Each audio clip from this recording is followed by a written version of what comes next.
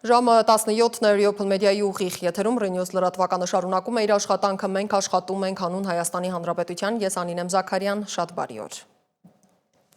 Ամենայն հայոց Գարեգին երկրորդ կաթողիկոսը պատվիրակության և Սուրբ Աթոռի քրիստոնեական միության խթանման բաժնի նախագահ կարդինալ Կուրտ Քոխի ուղեկցությամբ Վատիկանից մեկնել է Կաստել Գանդոլֆոյի առաքելական պալատ, որտեղ հանդիպում է ունեցել Հռոմի Սրբազան քահանայապետ Լևոն 14-րդ պապի հետ։ Ամենայն հայոց կաթողիկոսն իր սրտագին շնորհավորանքներն է բերել Սուրբ Պետրոսի Աթոռի գահակալին ընտրության, ինչպես նաև ծննդյան 70-ամյա Հոբելյանի առիթով։ Գարեգին կաթողիկոսը վստահություն է հայտնել, որ հայ առաքելական և կաթոլիկ եկեղեցիների հարաբերությունները կշարունակեն զարգանալ եղբայրական ոգով ու ջերմությամբ։ Հովվապետերն անդրադարձել են աշխարհում տեղ գտնող արհավիրքներին ու մտահոգիչ զարգացումներին, Հայաստանի և հայ ժողովրդի առջև ծառացած մարտահրավերներին ու դիմագրաված փորձություններին։ Հռոմի Սրբազան քահանայապետի ուշադրությանն է փոխանցվել նախնիների բնօրանից Արցախից տեղահանված արցախահայության հիմնախնդիրները, Արցախում ոչնչացման վտանգի առջև կանգնած հայ հոգևոր ու մշակութային ժառանգության պահպանության ռազմագերիների և պատանդարվածների ազատ արձակման հրամայականը։ Նորին սրբությունը Լևոն 14-րդ պապին հրավիրել է Հայաստան հանդիպման ավարտին ամենայն հայոց կաթողիկոսի պատվիրակության անդամները ստացել են պոնտիֆիկոսի օրհնությունը, նրա հետ նվերներ փոխանակել։ Գարեգին վեհափառն այցելել է նաև Հռոմի Սուրբ Մարիամ բազիլիկ, որտեղ երջանկահիշատակ Ֆրանցիսկոս պապի շիրմի առջև աղոթք է բարձրացրել նրա հոգու հանգստության համար։ Նախագահի նստավայրում կայացել է նորանշանակ նախարարների երդման արարողությունը, երդվել են ժողովրդի առաջ ստանձնած պարտավորությունները բարեխղճորեն կատարել աշխատանքի և սոցիալական հարցերի նախարար Արսեն Թորոսյանն ու շրջակա միջավայրի նախարար Համբարձում Մաթևոսյանը։ Երդման արարողության ավարտին Նիկոլ Փաշինյանը և Վահագն Խաչատուրյանը շնորհավորել են նախարարներին, մաղթելով բեղմնավոր ու արգասաբեր աշխատանք ի շահ պետության և ժողովրդի։ Հանուն համազգային նպատակների իրականացման և հայրենիքի հզորացման երդվում եմ բարեխղճորեն կատարել ժողովրդի առջև ունեցած պարտավորություններս, պահպանել Հայաստանի Հանրապետության սահմանադրությունը և օրենքները, նպաստել Հայաստանի Հանրապետության ինքնիշխանության և շահերի պահպանմանը, հավատարիմ մնալ կառավարության անդամի բարձր կոչմանը։ Հակակոռուպցիոն դատարանում այսօր տեղի է ունեցել Գյումրու քաղաքապետ Վարդան Ղուկասյանի գործով հերթական դատական նիստը։ Այս գործը վերաբերում է Գյումրի համայնքին պատկանող 22 անշարժ գույքի ենթադրյալ ապօրինի օտարմանը։ Նիստի ընթացքում հարցաքննվել է նախկին փոխքաղաքապետ Գագիկ Մանուկյանը։ Այս գործով մեղադրյալի կարգավիճակ ունեն նաև Վարդան Ղուկասյանի որդին Սպարտակ Ղուկասյանը, ով գտնվում է տնային կալանքի տակ, և եղբայրը Գևորգ Ղուկասյանը։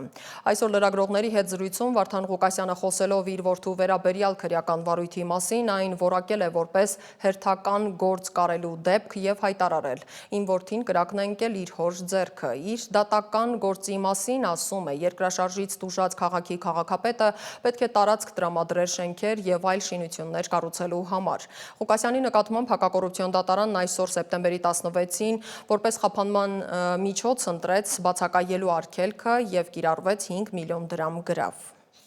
Ուրեմն, երբ որ ինքը գնաց Սրբազանի դատին, ես ճիշտ ասած իրեն ասեցի, որ քեզ անպայման կկալանավորեն կամ մի բան կանեն գլխիդ,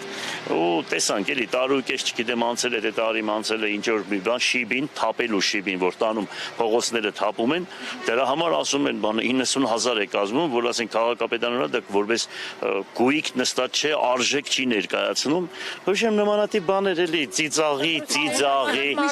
ծիծաղի առարգա։ Ադրբեջանական բանտում ապօրինի պահվող Վիգեն Էուլջեկչյանը 36 օր առաջ հացադուլ էր հայտարարել և այժմ ոչ մի լուր չկա, դադարեցրել է այն, թե ոչ։ Հարազատները լուր չունեն նրա առողջական վիճակի մասին։ Էուլջեկյանի արգենտինացի փաստաբան Լուչանա Մինասյանը Փաստինֆոյին ասել է, որ Վիգենն ի վիճակի չէ կրել բանտարկությունը։ Ըստ նրա, Լիբանանի հայ ազգային կոմիտեն դիմել է ՄԱԿ-ում Լիբանանի մշտական ներկայացուցչին, խնդրելով բարձրացնել Վիգեն Էուլջեկչյանի հարցը, որը 2020 թվականից ապօրինի բանտարկված է Բաքվում։ Հիշեցնեմ, որ 46-ամյա Էոլ Ջեքչյանը Հայաստանի և Լիբանանի քաղաքացի է, նրան առևանգել են Ադրբեջանի զինվորականները Արցախում 2020-ի նոյեմբերի 10-ին 44-օրյա Արցախյան պատերազմի ավարտին կնքված հրադադարի համաձայնագրի հաջորդ օրը։ Նա Ադրբեջանի կողմից պատանդ վերցված 6 քաղաքացիական անձանցից մեկն է։ 5 տարվա գերության ընթացքում Էոլ Ջեքչյանը ենթարկվել է ֆիզիկական և հոգեբանական բռնության։ Մեզ հաջողվել է զրուցել Լիբանանում գտնվող նրա կնոջ հետ, ռեպորտաժը մեր եթերում կլինի ժամը 20-ի թողարկմանը։ Հայ-թուրքական հարաբերությունների կարգավորման բանակցություններում Հայաստանի հատուկ ներկայացուցիչ խորհրդարանի փոխխոսնակ Ռուբեն Ռուբինյանը հանրային հեռուստաընկերության եթերում ասել է, որ կարգավորման հարցով հատուկ ներկայացուցիչների հաջորդ հանդիպումը կարող է տեղի ունենալ Թուրքիայում։ Սա մեր 6-րդ հանդիպումն էր և առաջինը երկու երկրներից մեկում, մեր երկրում։ Այսինքն մինչ այս բոլոր պաշտոնական հանդիպումներն անցկացրել էինք երրորդ երկրներում, մեկ անգամ հենց սահմանին, իսկ այս անգամ հանդիպումը տեղի ունեցավ Երևանում։ Սա սիմվոլիկ առումով դրական է, կարծում եմ հաջորդ հանդիպումն էլ Թուրքիայում կանցկացվի, ամսաթիվը դեռ որոշված չէ, ասել է Ռուբինյանը։ Ադրբեջանի նախագահ Ալիևը օկուպացված Շուշիում հանդիպել է Թուրքիայի զինված ուժերի գլխավոր շտաբի պետ Սելջուկ Բայրակթարօղլուի հետ։ Ըստ նախագահական վարչակազմի հայտարարության Ալիևը գոհունակություն է հայտնել Ադրբեջանի և Թուրքիայի միջև հարաբերությունների մակարդակից։ Կողմերն ընդգծել են, որ երկու երկրների միջև հարաբերությունները հաջողությամբ զարգանում են բոլոր ասպարեզներում, հատկապես ռազմական ոլորտում։ Չկան երկրներ, որոնք այնքան մոտ լինեն միմյանց, որքան Ադրբեջանն ու Թուրքիան, և մեր միասնությունը կարևոր գործոն է համաշխարհային մասշտաբով, վստահություն է հայտնել Ալիևը և հավելել, թե տարածաշրջանում խաղաղության ժամանակաշրջան է սկսվել։ Նկատենք, որ դատելով զավթված Արցախ նրա այցերի հաճախականությունից Ալիևն իր աշխատաժամանակի կեսն այնտեղ է անցկացնում։ 2026 թվականի բյուջեի նախագծում Ադրբեջանի կառավարությունը պաշտպանության և ազգային անվտանգության ծախսերի համար նախատեսել է 8 միլիարդ 815 միլիոն մանատ կամ ընթացիկ փոխարժեքով 5.12 միլիարդ դոլար։ Ֆինանսների նախարարության կայքում հրապարակված տվյալներով ռազմական ծախսերը կկազմեն 2026 թվականի պետական բյուջեի ծախսային հատվածի 21%-ը։ Ադրբեջանի այս տարվա պետական բյուջեում պաշտպանության և ազգային անվտանգության համակարգին հատկացվել է 5 միլիարդ դոլար, այսինքն 2026 թվականին ռազմական ծախսերը կավելանան 3%-ով։ Ներողություն, Մեծ Բրիտանիայի Եվրոպայի հարցերով նախարար Սթիվեն Դոութին Բաքու այցի ժամանակ հայտարարել է Մեծ Բրիտանիայի և Ադրբեջանի միջև հարաբերությունները ռազմավարական գործընկերության մակարդակի բարձրացնելու մասին։ Միացյալ Թագավորության արտգործնախարարությունից հայտնել են, որ Դոութիի օրակարգում են հայ-ադրբեջանական խաղաղության գործընթացի, Ռուսաստան-Ուկրաինա հակամարտության և տարածաշրջանային անվտանգության հարցերը։ Նշվում է, որ այցն ընդգծում է Մեծ Բրիտանիայի նորացված հանձնառությունը ամրապնդելու կապերը Ադրբեջանի հետ, որը Հարավային Կովկասում ճանաչվում է որպես Մեծ Բրիտանիայի ամենակարևոր ռազմավարական գործընկերներից մեկը։ Իլհամ Ալիևի հետ հանդիպման ժամանակ Դոութին քննարկել է տնտեսական զարգացման և անվտանգության ոլորտում գործակցության ընդլայնման հնարավորությունները, նշելով տարածաշրջանային կայունության և բարգավաճման ապահովման գործում Ադրբեջանի կարևոր դերը։ Հաղորդագրության մեջ նշվում է, թե հաստատվել է Մեծ Բրիտանիայի բարձր գնահատականը տարածաշրջանային խաղաղության գործընթացում Ադրբեջանի կառուցողական առաջնորդությանը։ Դժվար չէ նկատել, որ Լոնդոնի պատկերացումներով, սպառնալիքներով, հագեցած հռետորաբանությամբ աչքի ընկնող խաղաղության պայմանագրի ստորագրման համար նախապայմաններ առաջ քաշող կողմն է կառուցողականը։ Միացյալ Նահանգների նախագահ Դոնալդ Թրամփը Ֆլորիդայում 15 միլիարդ դոլարի դատական հայց է ներկայացրել The New York Times-ի դեմ իր և իր ընտանիքի նկատմամբ զրպարտության համար, պարբերականը կոչելով արմատական ձախ դեմոկրատական կուսակցության բարձրախոս և երկրի վատթարագույն թերթերից մեկը։ Պատճառներից մեկն էլ պարբերականի աջակցությունն է 2024 թվականի նախագահական ընտրություններում իր մրցակցին, այն ժամանակվա փոխնախագահ Քամալա Հարիսին։ Հայցում նշված է, որ Թրամփի մասին շատ տեղեկություններ հարստություն կուտակելու, հարկերը թաքցնելու, զանազան սկանդալային կապերի մասին շարադրված են չարամտությամբ։ Լեհաստանի վարչապետ Դոնալդ Տուսկը հայտնել է, որ լեհական անվտանգության ուժերը վնասազերծել են Վարշավայում կառավարական շենքերի վրայով անցնող դրոնը եւ ձերբակալել Բելարուսի 2 քաղաքացիների։ Հիշեցնեմ, որ սեպտեմբերի 10-ի գիշերը 19 ռուսական անօդաչու թռչող սարքեր խախտել էին Լեհաստանի օդային տարածքը։ Դրանցից մի քանիսը խոցել են Լեհաստանի եւ ՆԱՏՕ-ի դաշնակից ուժերը։ Շաբաթ օրը Ռումինիան օդ է բարձրացրել կործանիչներ այն բանից հետո, երբ ենթադրյալ ռուսական անօդաչու թռչող սարք է մտել երկրի օդային տարածք։ Ռուսական զինված ուժերը վաղ առավոտյան հարվածներ են հասցրել Ուկրաինայի հարավ-արևելյան ենթակառուցվածքներին։ Հարձակումների հետևանքով զոհվել է 1 քաղաքացի, եւս 7-ը ստացել են մարմնական վնասվածքներ։ Ավիահարվածներն ու հրետակոծությունները հրդեհների պատճառ են դարձել։ Ռուսաստանի պաշտպանության նախարարությունը հայտնել է, որ իր ստորաբաժանումները շարունակել են հարվածներ հասցնել Ուկրաինայի ռազմական օբյեկտներին մի շարք ճակատներում՝ Սումիի, Խարկովի, Դոնեցկի, Զապորոժիայի եւ Խերսոնի շրջաններում։ Ուկրաինայի զինված ուժերի գլխավոր շտաբի տվյալներով վերջին 1 օրվա ընթացքում արձանագրվել է 173 մարտական բախում։ Նշվում է, որ զինված ուժերը հաջողությամբ հետ են մղել ռուսական գրոհները մի շարք ռազմաճակատային ուղղություններով, այդ թվում Լիմանի, Տորեցկի եւ Պոկրովսկի շրջանում։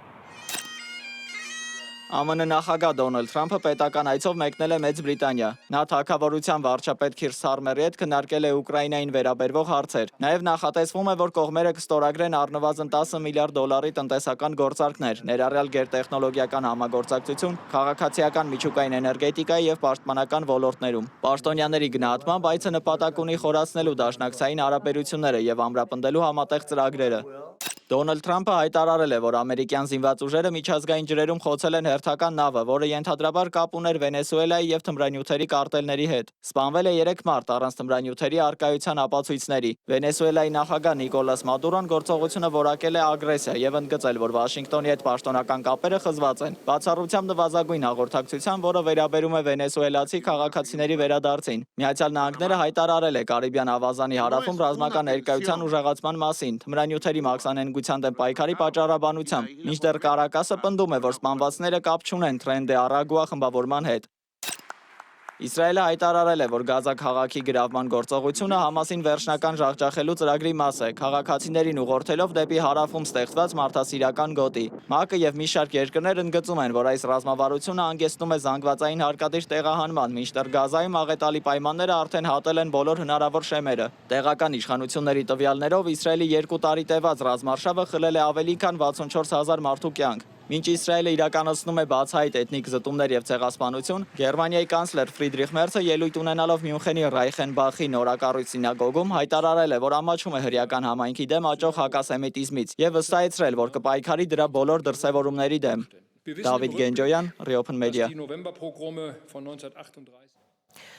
Վերադառնանք Հայաստան, ներքին գործերի նախարարությունը գործարկում է կիբերոստիկանություն տելեգրամյան ալիքը։ Հարթակը ստեղծվել է քաղաքացիներին ժամանակին իրազեկելու կիբերհանցագործությունների նոր մարտահրավերների մասին եւ ապահովելու նրանց անվտանգությունը թվային միջավայրում։ Ալիքում կհրապարակվեն օգտակար խորհուրդներ, նորություններ ու կիբերհանցագործություններից պաշտպանվելու արդյունավետ մեթոդներ։ Էջը կառավարում է գերատեսչության քրեական ոստիկանության կիբերհանցագործությունների դեմ պայքարի վարչությունը։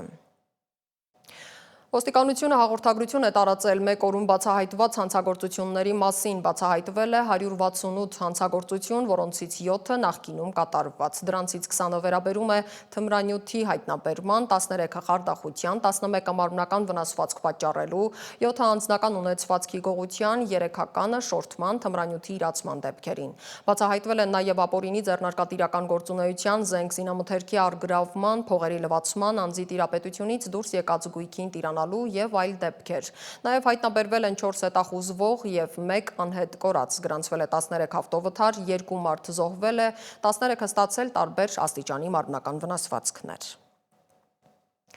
Կառավարությունը մտահոգություններ է ստացել լոլիկ աճեցնողներից, բերքն առատ է, իրացման տեղ չունեն։ Պետությունն իրավիճակային լուծում է գտել։ Վերամշակող ընկերություններին առաջարկում են նախապես պլանավորած մթերման ծավալները վերանայել եւ 2000 տոննան գերազանցող յուրաքանչյուր կիլոգրամի դիմաց սուբսիդավորում ստանալ։ Մթերվող լոլիկի գինը չպետք է ցածր լինի կիլոգրամի դիմաց 40 դրամից, փոխհատուցումը կլինի մթերման սեզոնի ավարտին։